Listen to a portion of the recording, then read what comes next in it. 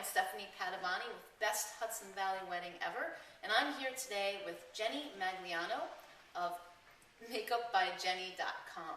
And she's going to answer some of the big questions that brides have shared with me about makeup, which is something that I'm pretty ignorant about. So I'm hoping to learn a thing or two today as well. So Jenny, now I'm one of those girls, I don't wear a lot of makeup, but let's just say I'm getting married and I want to look really good for my photos. And I'm kind of worried that I'm going to look fake and made up on my wedding day because I don't usually wear makeup. So, I mean, what can I do? Basically, you just need to communicate with your makeup artist. You need to let them know this is how I want to look. What I do is I always start out very natural, and I have them look at it. If they want more, we add more. If they don't, we just leave it as it is. But it's very, very, very important. You need to communicate. You need to let them know what you want, and you need to let them know what you don't want. So it's very important.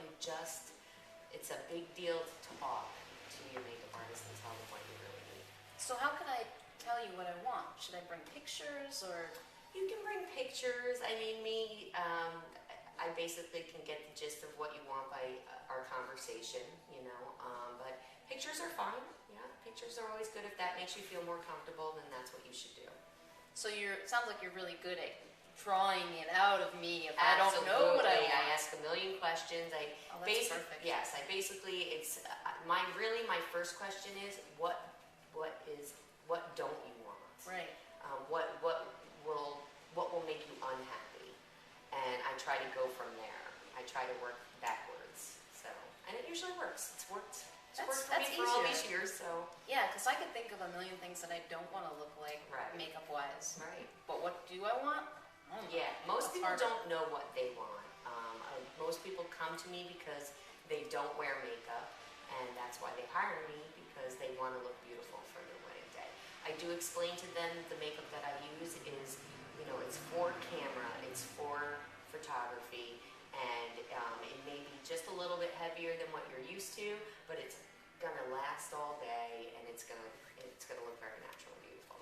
Excellent, that's what I would want to hear. So it makes me feel good that it's normal for people coming to you or a makeup artist to not know what you want and not probably be too experienced with makeup. Right, absolutely. Cool.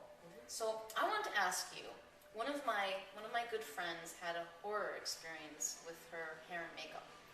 And what happened was she was getting ready with her bridal party, and she'd had a trial with the makeup artist and liked the work that she did. But then on the morning of her wedding, the makeup was thick, it was like a pancake on her face, and it was exactly what she didn't want. It was horrible. She actually ended up washing her entire face and doing her makeup herself. Of course, I would be mortified to have that happen on my wedding day. It's like a nightmare. So what can a bride do to prevent that from happening? Okay, well, I've never had that happen.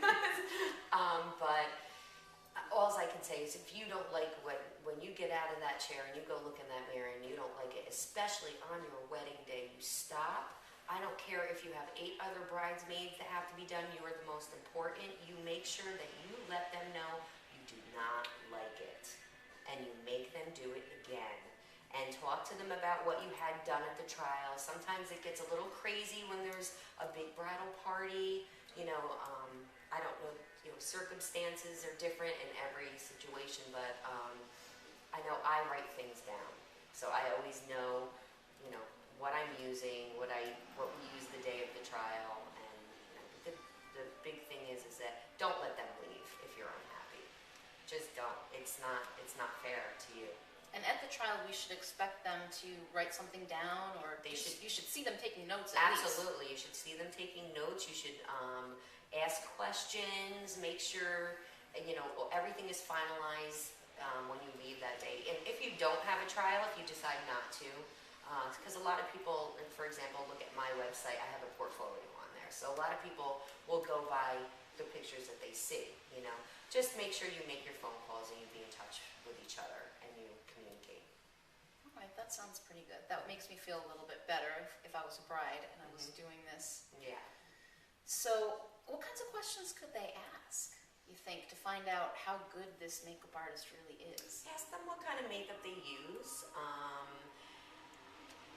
Ask them about lipsticks and how is it going to last all day, and how can I make it last all day. And if you don't like a lot of makeup, maybe you can tell them what you use, and they can get a little bit of an idea.